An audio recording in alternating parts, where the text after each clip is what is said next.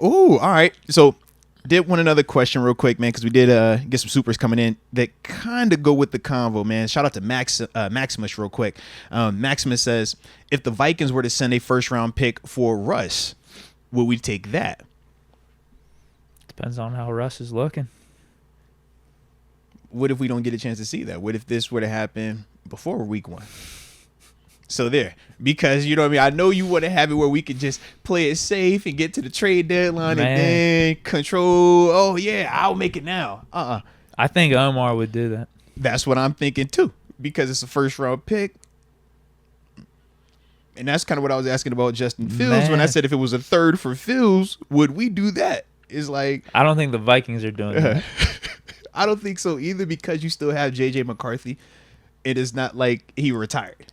He's just done for this year. They may have some sort of confidence in Darnold, too. Yeah. McConnell's one of these offensive gurus. Mm-hmm. I don't know what tree he's under. Was he under the Shanahan or McVay tree? But he's one of those type of guys. Yeah. Where he's probably looking at Darnold with the talent and be like, we can get this right. Like, they paid him $10 million. This is before they even drafted J.J. McCarthy. So they must like something about Darnold. Remember, Darnold was cooking out in San Fran last year doing preseason training camp. Yeah.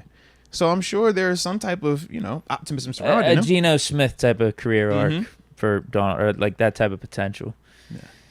That's what this gives him the opportunity. Maybe thinking. This gives him the opportunity, kind of like when Geno got it when Russ left Denver. Yeah. Opening up the door for him. Or left Seattle for Denver. Yeah, good call on that. But yeah, definitely opened the door for him. But I don't know, man.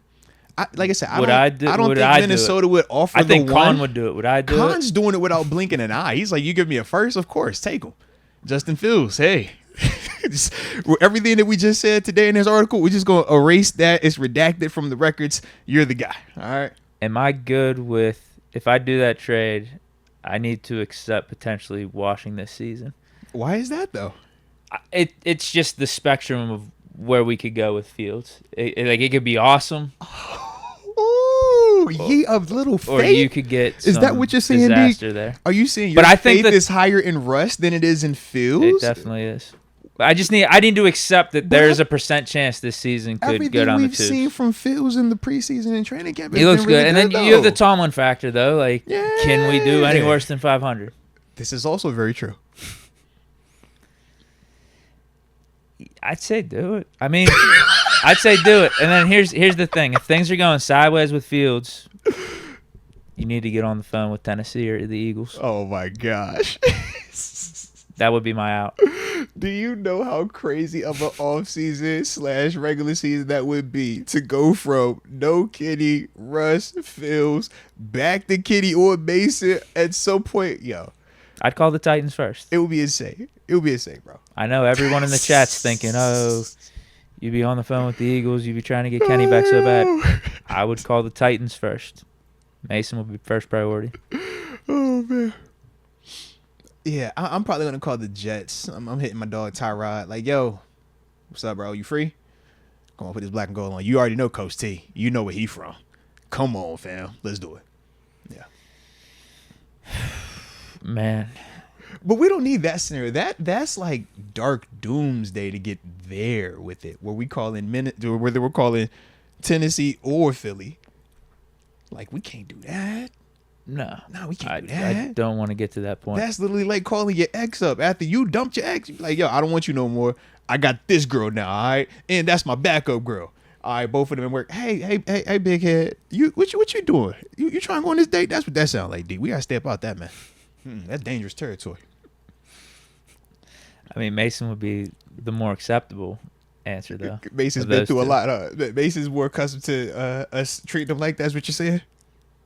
I think the fans would approve of that one a lot. They'd be all for it. Hey, yo. That would just be insane. Yeah, because it's not like Mason wanted out. Right. I don't think Kenny would be as optimistic about that. I think Mason, you could talk him into. Kenny, I don't know. But Mason also might be like, bro, y'all done done me dirty too many times. I'm cool on y'all. Right. Yeah.